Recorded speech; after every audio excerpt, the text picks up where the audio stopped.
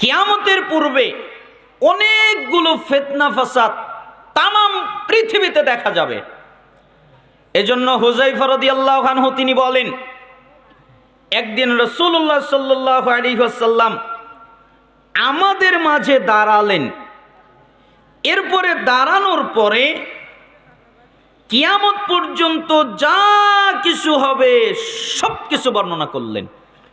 অর্থাৎ কিয়ামতের পূর্বে যা যা হবে সব তিনি উল্লেখ করলেন, কোনো কিছু গোপন রাখলেন না। যার স্মরণ রাখার সে স্মরণ রাখলো, যে ভুলে যাওয়ার সে ভুলে গেল। আমি হুযায়ফা, আমার এই সঙ্গীগণ, আমার এই বন্ধুগণ, এই সাহাবীরা জানে তার মধ্যে এমন কিছু বিষয় আছে যা আমি হুযায়ফা ভুলে গেছি, কিন্তু আবার সেটা স্মরণ হয়ে যায় যখন তা দেখি। কেমন? যেমন তোমাদের কোনো লোক দূরে চলে গেলে মানুষ তার চেহারা ভুলে যায়, ঠিক না?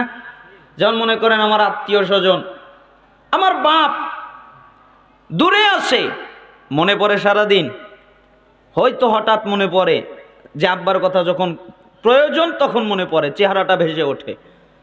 আমাদের নিজেদের এত প্রাণের কাছের আত্মীয় যারা, তাদেরকেও আমরা ভুলে যাই কিছু সময়ের জন্য, মনে থাকে না।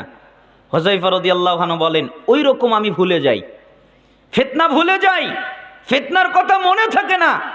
কিন্তু শোনো, যখন আবার আমি ওই ফিতনা ঘটতে দেখি তখন আবার আমার স্মরণ করে যায় যে আল্লাহর নবী তো এটাই বলেছিলেন, আল্লাহর নবী তো এটাই বলেছিলেন। কেন? ওই যে তোমাদের মতো কেউ যখন কাছে চলে আসে তখন আবার চেহারা মনে পড়ে যায়, ঠিক ফিতনা যখন চলে আসে তখন আমি বুঝতে পারি। তো অত্র হাদিস দ্বারা বোঝা যায় কিয়ামতের পূর্বে অনেক ফিতনা পৃথিবীতে দেখা যাবে। কিয়ামতের পূর্বে যতগুলো ফিতনা হবে তার মধ্যে একটা জরুরি ফিতনা, প্রত্যেকটা পরবর্তী যুগ আগের যুগের চেয়ে খারাপ হবে।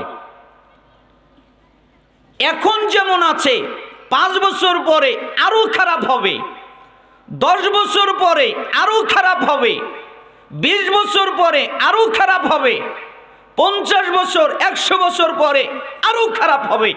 দিন যত গড়াবে মানুষগুলো তত খারাপ হয়ে যাবে, তত তারা বর্বর হয়ে যাবে। এটা কিয়ামতের পূর্বের একটা ফিতনা। রাসূল সাল্লাল্লাহু আলাইহি সাল্লামের সাহাবী তিনি বলেন, আমাদের উপরে হাজ্জাজ বিন ইউসুফ অনেক অত্যাচার করছিল, অনেক নির্যাতন করছিল। এত অত্যাচার, এত নির্যাতন আমরা সহ্য করতে পারছিলাম না। তাই আমরা আনাস ইবনে মালিককে জিজ্ঞেস করলাম, আনাস ইবনে মালিক, জি আপনি তো রাসূলের সাহাবী, জি এই যে হাজ্জাজ বিন ইউসুফ আমাদের উপরে জুলুম করে, অত্যাচার করে, আমাদের উপরে কত শাস্তি দেয়, আমাদেরকে কষ্টে ফেলে, আপনি কি আমাদেরকে কিছু করতে বলেন? তখন আনাস ইবনে মালিক বললেন, ইসবিরু, তোমরা ধৈর্য ধারণ করো। কেন? শোনো, প্রত্যেক পরবর্তী যুগ এই যুগের চেয়ে খারাপ হবে, এটা তোমাদের নবী বলেছেন, যতদিন তোমরা আল্লাহর সাথে সাক্ষাৎ না করবে। মানুষ অনেক দিন আগেই বলেছিল আমাদের সমাজ বেঁচে গেল, মানুষজন বেঁচে গেল, জালেমের হাত থেকে বেঁচে গেল। আমি সেদিনও বলেছিলাম, শোনেন, মানুষ জালেমের হাত থেকে কিছুদিনের জন্য বেঁচে গেছে, এটা ঘটতে পারে। মুহাম্মদ সাল্লাল্লাহু আলাইহি সাল্লামের ভবিষ্যৎবাণী কোনোদিন মিথ্যা হতে পারে না, তিনি যা বলেছেন তা ঘটবেই। প্রত্যেক পরবর্তী যুগের লোকেরা আরো খারাপ হবে। সমাজ এখন যেভাবে চলছে, আজ থেকে 5 বছর 10 বছর পরে সমাজ তার উল্টা নীতিতে চলবে। মানুষ এখন যেরকম কথা বলছে পারছে না, ঠিক সময় এরকমই করাবে, তারা আরো কথা বলতে পারবে না। এজন্য মাঝে মধ্যে গেলে আমরা দেখতে পাই যে অনেকেই এখনো সিংহাসন পায়নি, তাই মাহফিল হতে দেয় না। আপনাদের এলাকায় হয় কিনা জানা নেই, আমি তো বিভিন্ন জায়গায় ঘুরে বেরি, তা আমাকে দেখতে হয় অনেকেই 1 ঘন্টা 1.5 ঘন্টা পর্যন্ত আলোচনা হয়, কথা হয়, তো মাহফিলগুলো দখল এখনো মুক্ত হয় নাই। আবার পরিষ্কারভাবে কথা বলা স্বাধীনতা আপনি পেয়েছেন। শোনেন, আমি বাশার বিন হায়াত আজকে কথা বলছি, আমার কথা রেকর্ড করা হচ্ছে, আমার কথা তদারকি করা হচ্ছে।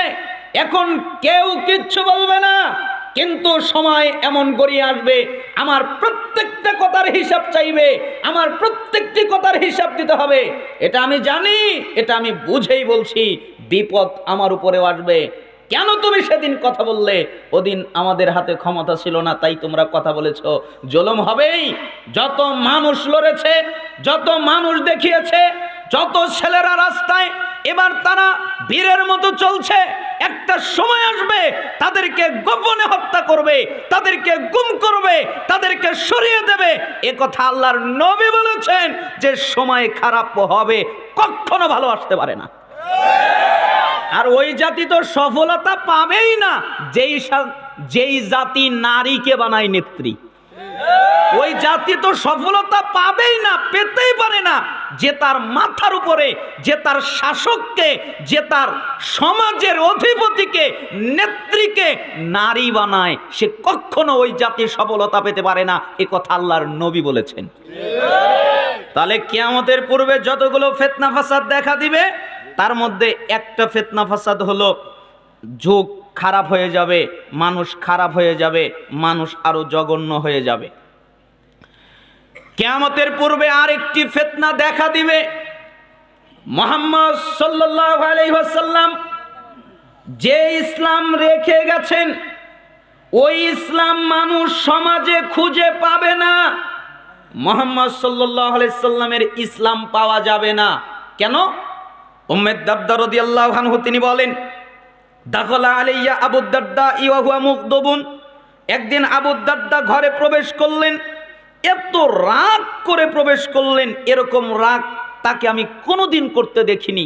এত রাগ চেহারার মধ্যে, তিনি খুব রেগেছিলেন। ওই রাগান্বিত অবস্থায় ঘরে প্রবেশ করলেন।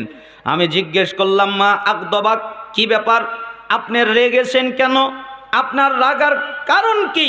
তখন তিনি বললেন, আল্লাহে, আল্লাহর কসম, মা আরিফু মিন উম্মতি মুহাম্মদ সাল্লাল্লাহু আলাইহি ওয়াসাল্লাম শাইআ ইল্লা আন্নাহুম ইউসাল্লুনা জামিআ।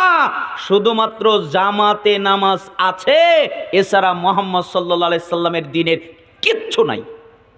খালি জামাতে নামাজ আদায় করে এতটুকু পাওয়া যায়, কিন্তু মুহাম্মদ সাল্লাল্লাহু আলাইহি সাল্লামের দ্বীনের কিচ্ছু পাওয়া যায় না, দ্বীনের কিচ্ছু নাই।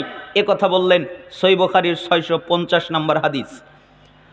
তিরমিজি যদি খোলেন 2447 নম্বর হাদিস। আনাস ইবনে মালিক রাদিয়াল্লাহু আনহু তিনি বলেন, মা আরাফু শাইআ মিম্মা কুন্না আলাইহি আলা আহদির রাসূলিল্লাহ সাল্লাল্লাহু আলাইহি ওয়াসাল্লাম, যে মুহাম্মদ সাল্লাল্লাহু আলাইহি সাল্লামের সময়ে চর্চিত দ্বীনের কিছুই এখন আর সমাজে পাওয়া যাবে না। মুহাম্মদ সাল্লাল্লাহু আলাইহি সাল্লামের দ্বীনের সময়ের চর্চিত কিছু এখন আর সমাজে পাওয়া যাচ্ছে না। তখন একজন সাহাবী বলে উঠলেন, ফাকুলতু, একজন বললেন, আইনা সলা, সলাত তো আছে, নামাজ তো আছে, আপনি যে বললেন দ্বীনের কিছুই নাই, নামাজ তো পাওয়া যাচ্ছে, মানুষ তো নামাজ আদায় করছে, মানুষ তো সলাত আদায় করছে।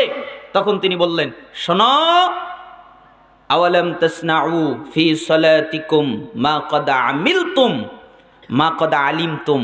শোনো, এই যে নামাজ যে আছে, এই নামাজের ভিতরে কি অলসতা তৈরি করেছে, কি অবহেলা তৈরি করেছে, এটা তো তোমরা দেখতেই পাচ্ছ। নামাজ আছে, কিন্তু নামাজের মধ্যে অলসতা আর অবহেলা দুটাই আছে, তাই না? এই হাদিস কখন বর্ণিত হলো? উসমান ইবনে আফফান রাদিয়াল্লাহু আনহুর পরবর্তীতে যখন মুসলিমদের মধ্যে গোলযোগ লেগে গেল, যুদ্ধ বেঁধে গেল, মুসলমানের বিরুদ্ধে খেপে গেল, যখন বিতর্কিত হয়ে গেল, ওই সময়ে আবু দারদা রাদিয়াল্লাহু আনহু এই হাদিস বলেছিলেন। ওই সময়ে আনাস ইবনে মালিক এই হাদিস বলেছিলেন যে জামাতে নামাজ আদায় করা ছাড়া মুহাম্মদ সাল্লাল্লাহু আলাইহি সাল্লামের দ্বীনের কিছু নাই, সব নষ্ট হয়ে গেছে।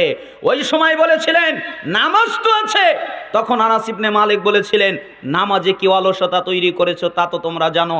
ঠিক ওই সময় যদি কথা প্রয়োগ করা হয়, আজকের সময় তিনি আসলে দেখলে বুঝতে পারতেন যে সমাজে ইসলামই পরিপূর্ণ নেই, তাই না?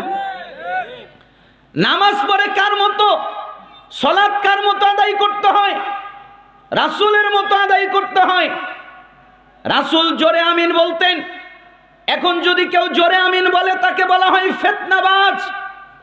রাসূল সাল্লাল্লাহু আলাইহি সাল্লাম বুকে হাত বাঁধতেন, তিনি রফুল ইদাইন করতেন, তিনি সাহাবীদেরকে বলতেন পায়ে পায়ে কাঁধে কাঁধ মিলিয়ে দাঁড়াও। এখন যদি এটা করা হয়, কেউ করে, তাহলে তাদেরকে বলা হয় ফিতনাবাজ। এখন মানুষ মন্দির পাহারা দেয়।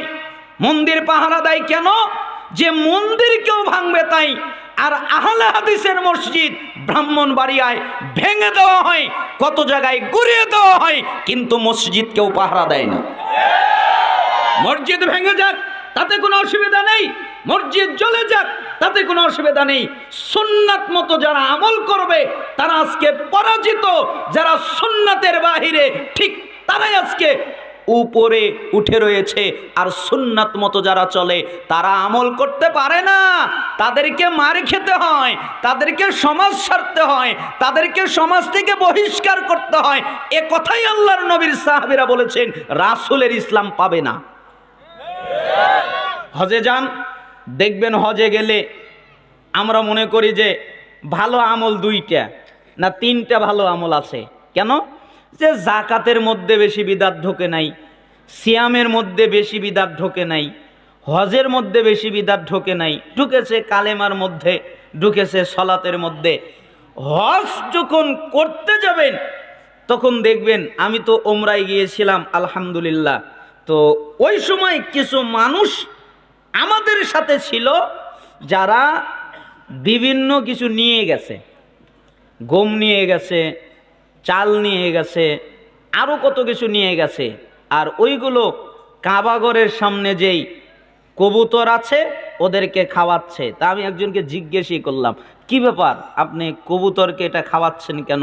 কয় একটা লোক দিয়ে দিয়েছে, কবুতরকে খাওয়ালে তার বাচ্চা হবে। তাহলে ওর উমরা আছে? কবুতরকে খাওয়িয়ে বাচ্চা নিবে। একটা কাপড় নিয়ে গেছে।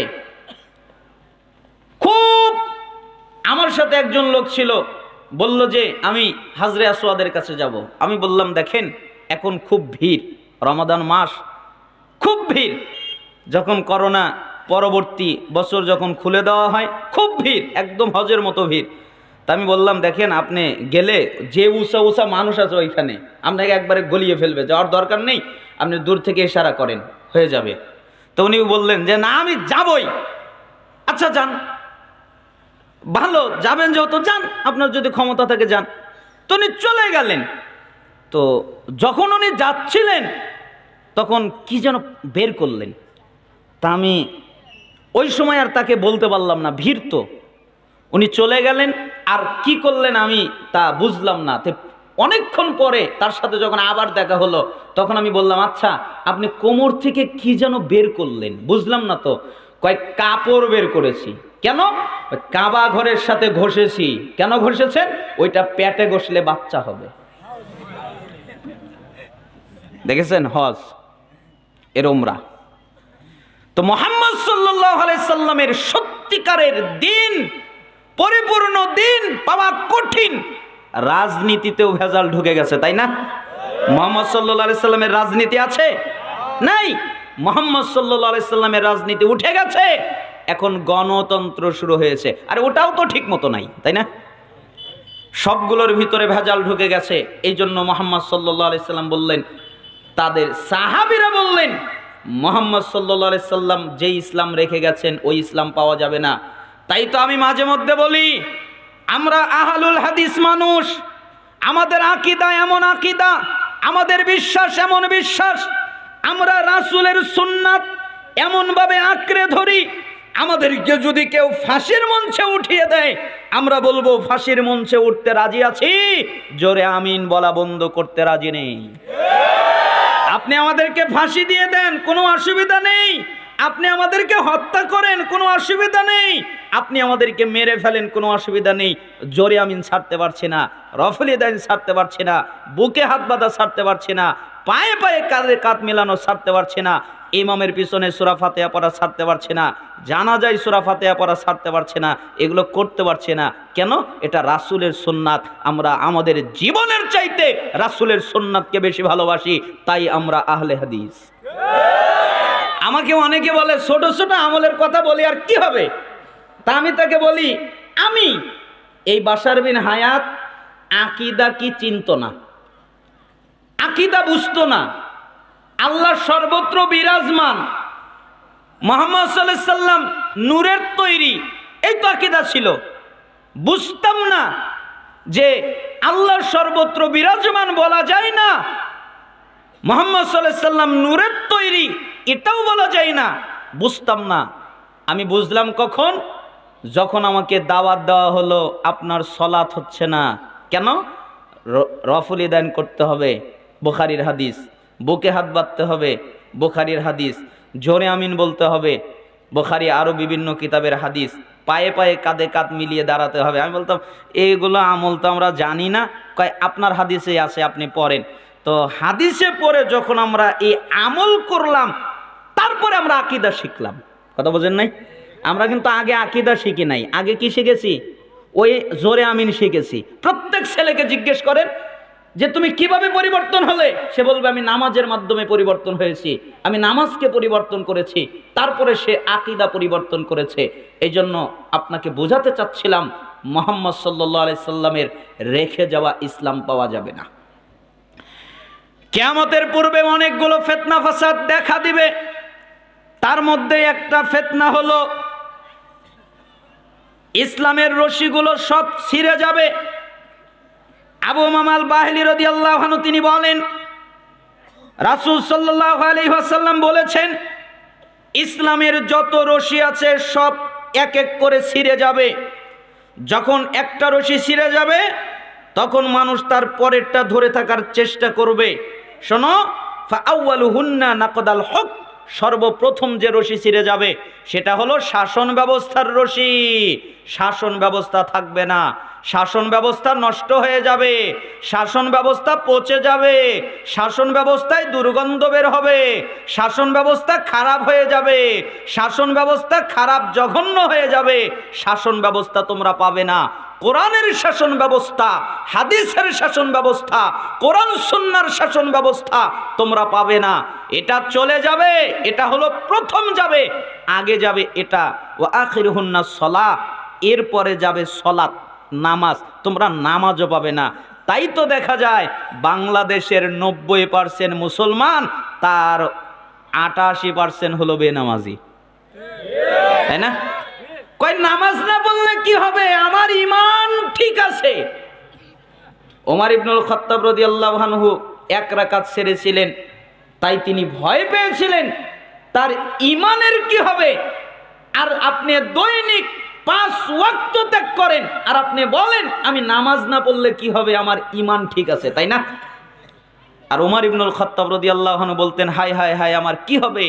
লা হাজ্জা ফিল ইসলাম লিমান তারাকাস সালাহ, ওই ব্যক্তির ইসলামে কোনো জায়গা নেই যেই ব্যক্তি সালাত আদায় করে না। কিছুদিন আগে আপনাদের পাশে এসেছিলাম, সালাতের উপরে আলোচনা করেছিলাম, তাই আজকে আমি আর রিপিট করছি না, আপনাদেরকে বোঝানোর চেষ্টা করছিলাম। সালাত চলে যাবে, সালাত থাকবে না, সালাত পাওয়া যাবে না, সালাত মানুষের কাছ থেকে হারিয়ে যাবে, এটা শেষে চলে যাবে। এখন দেখা যাচ্ছে আমাদের সমাজে সালাত নাই, খুবই অল্প। বেশিরভাগ মানুষ তারা ঈমানদার দাবি করে, তারা মুসলিম দাবি করে, তারা মুসলমান দাবি করে, কিন্তু পুরুষ নারী অধিকাংশই নামাজ সালাত পড়ে না, তাই না? এই জন্য সালাত চলে যাবে। এটাও কিয়ামতের পূর্বের একটা ফিতনা। কিয়ামতের পূর্বের আরেকটি ভয়ঙ্কর ফিতনা, মুনাফিক মুসল্লির সংখ্যা কখনো বেড়ে যাবে, কিন্তু ওই মুসল্লিদের মধ্যে একজনও প্রকৃত ঈমানদার পাওয়া যাবে না। কেন? আব্দুল ইবনে আমর রাদিয়াল্লাহু আনহু তিনি বলেন, রাসূল সাল্লাল্লাহু আলাইহি ওয়াসাল্লামের সাহাবী তিনি বলেন, ইয়াতি আলান নাস জামানুন ইয়াজতামিউনা ফিল মাসাজিদ ওয়া লাইসা ফীহিম মুমিন। শোনো, অচিরেই এমন অবস্থা হবে, মানুষ দলবদ্ধ হয়ে মসজিদে যাবে, তারা দলাদলি দলবদ্ধ হয়ে মসজিদে আসবে, তারা দলবদ্ধ হয়ে মসজিদে যাবে, কিন্তু দুঃখের বিষয় হলো তারা দলবদ্ধ হয়ে নামাজ আদায় করবে, মসজিদে আসবে ঠিকই, তাদের মধ্যে একজনও মুমিন থাকবে না, সব বেঈমান। ওরা নামাজ পড়বে কিন্তু মুমিন পাওয়া যাবে না। এখনই খোঁজেন, ও নামাজও পড়ে আবার সুদও খায়, খায় না? আচ্ছা বলেন তো, সলাত তো মানুষকে খারাপ থেকে বাঁচায় না? আপনারা বিশ্বাস করেন না? ইন্নাস সলাতা তানহা আনিল ফাহশাই ওয়াল মুনকার, আল্লাহ বলে নাই? নিশ্চয়ই সলাত, নিশ্চয়ই নামাজ মানুষকে যাবতীয় অপছন্দনীয় অশ্লীলতা থেকে বাঁচায়। কিসে বাঁচায়? সলাত বাঁচায়। তার মানে ও সলাত আদায় করে সুদ খায়, সলাত আদায় করে ঘুষ খায়, সলাত আদায় করে জিনা করে, সলাত আদায় করে ব্যভিচার করে, সলাত আদায় করে নিষেধার দ্রব্য পান করে, সলাত আদায় করে কাউকে কষ্ট দেয়, সলাত আদায় করে গীবত করে, সলাত আদায় করে বদনাম করে, সলাত আদায় করে আরও যত পাপ আছে এগুলো সব করে। তার মানে বোঝা যাচ্ছে তার সলাত হচ্ছে না। যদি সলাত হতো তাহলে সে এই পাপগুলো করতো না। এ কথাই সাহাবী বোঝাতে চাইলেন। হাদিসটা এসেছে মুস্তাদরেক হাকিম 8365 নম্বর হাদিস। তার মানে মানুষ মসজিদে যাবে দলবদ্ধ হয়ে, কিন্তু ইমানদার পাওয়া যাবে না। আজকের যুগ এরকমই হয়ে গেছে, মানুষ নামাজ পড়ে ঠিকই অনেকেই, কিন্তু নামাজিদের মধ্যেও পরিপূর্ণ ইমানদার পাওয়া যায় না। এটা হচ্ছে কিয়ামতের আগের একটা ফিতনা, যে ইমানদার শূন্য হতে থাকবে। কিয়ামতের পূর্বে আরেকটি ফিতনা ঘটবে, প্রকাশ্যে মুনাফিকি চলবে, মানুষ মুনাফিকি করবে প্রকাশ্যে। হুযায়ফা ইবনুল ইয়ামান তিনি বলেন, ইন্নাল মুনাফিকিনা আল ইয়াউমা শাররুম মিনহুম আলা আহাদিন নবী সাল্লাল্লাহু আলাইহি ওয়াসাল্লাম। শোনো, আজকের যুগের মুনাফিকরা রাসূলের সময়ের মুনাফিকদের চেয়ে খারাপ। কেন? রাসূলের সময়ের মুনাফিকদের চরিত্র বর্ণনা করছেন, কানু ইয়াউমা ইদিন ইউসিরুনা ওয়াল ইয়াউমা ইয়াজহারুন। রাসূলের সময়ের মুনাফিকরা মন্দ কাজ করত গোপনে, যেন কেউ না দেখে। আর আজকের যুগের মুনাফিকেরা ওরা মন্দ কাজ করে প্রকাশ্যে, সবাই দেখে, তাই না? মুনাফিকি প্রকাশ্যে করে না, দেখিয়ে দেখিয়ে করে না। মানুষকে দেখিয়ে ওয়াদা খেলাপ করে, মানুষকে দেখিয়ে মিথ্যা বলে, মানুষকে দেখিয়ে আমানতের খেয়ানত করে, মানুষকে দেখিয়ে নিফাকি করে, মুনাফিকি করে। বুখারীর 7113 নম্বর হাদিস, 7114 নম্বর হাদিস পরেরটাতে এসেছে, রাসূল সাল্লাল্লাহু আলাইহি ওয়াসাল্লাম বলেন, রাসূলের সময়ে মুনাফিকি ওটা ছিল নিফাক। আর আজকের সময়ের মুনাফিক যারা মুনাফিকি করে বেড়ায়, এটা হলো কুফরির পর্যায়ের। কেন? রাসূলের সময়ের মুনাফিকরা গোপনে মুনাফিকি করত, যেন সাহাবীরা না দেখে, যেন রাসূল না দেখে, যেন সাহাবীরা না বোঝে, রাসূল না বোঝে। আল্লাহ আয়াত দিয়ে রাসূলকে চিনিয়ে দিতেন যে এ মুনাফিক, এ মুনাফিক, এ মুনাফিকি করে বেড়াতো, কিন্তু প্রকাশ্যে পাওয়া যেত না। আরে রাসূলের যুগের যারা মুনাফিক, ওরাও জামাতের সাথে, ওরাও 5 ওয়াক্ত সালাত আদায় করার চেষ্টা করত, মাঝে মাঝে ত্যাগ করত। যারা মাঝে মাঝে জামাত ত্যাগ করত তাদেরকে মুনাফিক বলা হতো। যারা জামাত ত্যাগ করত কিন্তু নামাজ পড়তো, তাও তাদেরকে মুনাফিক বলা হতো। আর আজকের সমাজের আমাদের লোকেরা নামাজই পড়ে না, তাই না? তাদেরকে মুনাফিক বলা হতো, খালি জামাতে যেত না দেখে। ঠিক ওই সময়ের মুনাফিকরা গোপনে করত মুনাফিকি। আর কিয়ামতের পূর্বের ফিতনা ঘটবে, মানুষেরা প্রকাশ্যে করবে মুনাফিকি। মুনাফিকি দেখা যাবে, মুনাফিকি বোঝা যাবে, মুনাফিক মানুষ বুঝতে পারবে। অতএব আমি আপনাকে সতর্ক করছি, নিফাকি করবেন না, মুনাফিকি করবেন না আল্লাহর সাথে, আল্লাহর দ্বীনের সাথে। হে আল্লাহ, তুমি আমাদের ঈমানকে পরিশুদ্ধ করে দাও। হে আল্লাহ, তুমি আমাদেরকে 5 ওয়াক্ত সালাত আদায়কারী বানিয়ে দাও।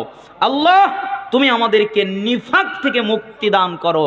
আল্লাহ, তুমি আমাদেরকে মুনাফিকি থেকে মুক্তি দান করো।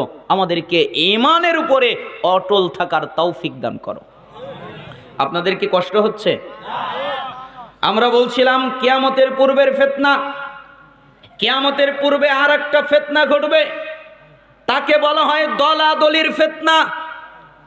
মানুষ দলাদলি করবে, একদল আর এক দলের বিরুদ্ধে লেগে যাবে, আমিরের ফিতনা ঘটবে, এক আমির আর এক আমিরের বিরুদ্ধে লেগে যাবে, এক দল আর এক দলের বিরুদ্ধে লেগে যাবে। আমি বুঝি না যে কোরআনুল কারিমে আল্লাহ আয়াত নাজিল করলেন ওয়াতাসিমু বিহাবলিল্লাহি জামিআন ওয়া লা তাফাররাকু। আমার পাশে বড় আলেম মানুষ আছেন, আপনারা বুঝতে পারবেন যে আল্লাহ তাআলা বলছেন যে তোমরা ঐক্যবদ্ধ হয়ে, এই আয়াত তো সবাই জানেন, তোমরা ঐক্যবদ্ধ হয়ে একত্রিত হয়ে আল্লাহর রশিকে শক্ত করে আঁকড়ে ধরো, পরস্পর বিচ্ছিন্ন হইও না। আছে না এরকম আয়াত? আলে ইমরানের 103 নম্বর আয়াত আছে না নাই? আমি বুঝি না, সবচেয়ে নির্যাতিত কোরআনের অনেক আয়াতের উপরে আলেমরা নির্যাতন করেছে, তার মধ্যে এই আলে ইমরানের 103 নম্বর আয়াত বেশি নির্যাতিত। কেন? যে যে দল করে ও ওই দলের পক্ষে এই আয়াত দিয়ে দলিল দেয়, আর বলে কি জানেন, কয় তোমরা ঐক্যবদ্ধ হয়ে আল্লাহ রশি ধরে থাকো, পরস্পর বিচ্ছিন্ন হয় না। তখন বলা হয় তাহলে কি করব?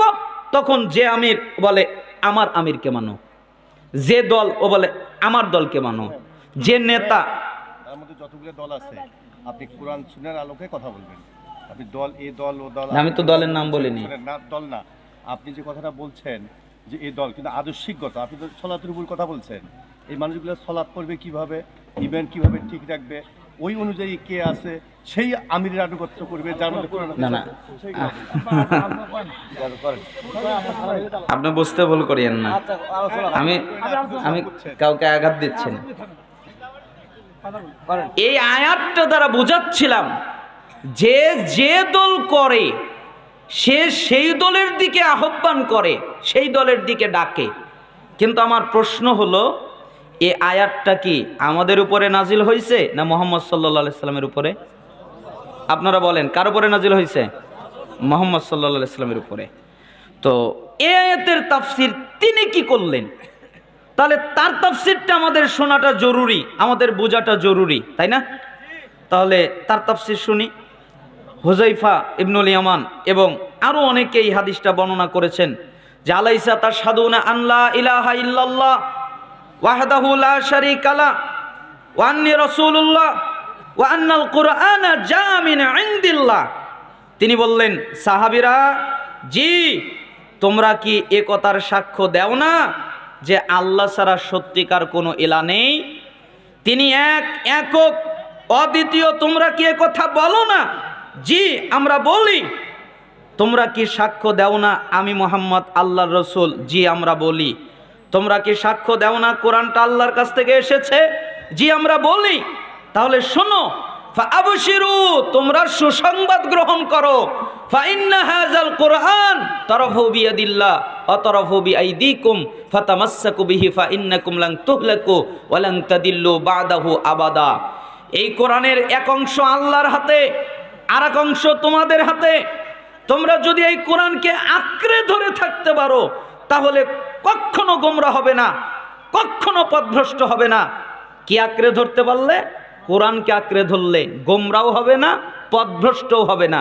আচ্ছা বলেন তো, আল্লাহর রজ্জু কোনো ব্যক্তি না কোরআন? এই হাদিস দ্বারা বোঝা গেল, সহিহ তারগিব ওয়াত তারহিবের 39 নম্বর হাদিস। এই হাদিস দ্বারা বোঝা গেল যে আল্লাহর রশি হচ্ছে কোরআন। আমি এটাই বোঝাতে চাচ্ছিলাম যে ঐক্যবদ্ধ হন, আল্লাহর রশি ধরে। আল্লাহর রশি কোনো ব্যক্তি নয়, আল্লাহর রশি হচ্ছে কোরআন। আপনারা কোরআন ধরার মাধ্যমে ঐক্যবদ্ধ হন, কারণ কোরআন ধরে। আর এটাই রাসূল বোঝাচ্ছেন যে কোরআন থেকে তুমি বিচ্ছিন্ন হইও না, এটাই আল্লাহ বোঝাচ্ছেন। তোমরা একে অপর থেকে বিচ্ছিন্ন হইও না, তার মানে তুমি কোরআন থেকে বিচ্ছিন্ন হইও না, আর তোমার থেকে কোরআনকে বিচ্ছিন্ন করো না। এটা সহিহ তারগিব ওয়াত তারহিবের 39 নম্বর হাদিস দ্বারা রাসূল সাল্লাল্লাহু আলাইহি সাল্লাম স্পষ্ট করলেন।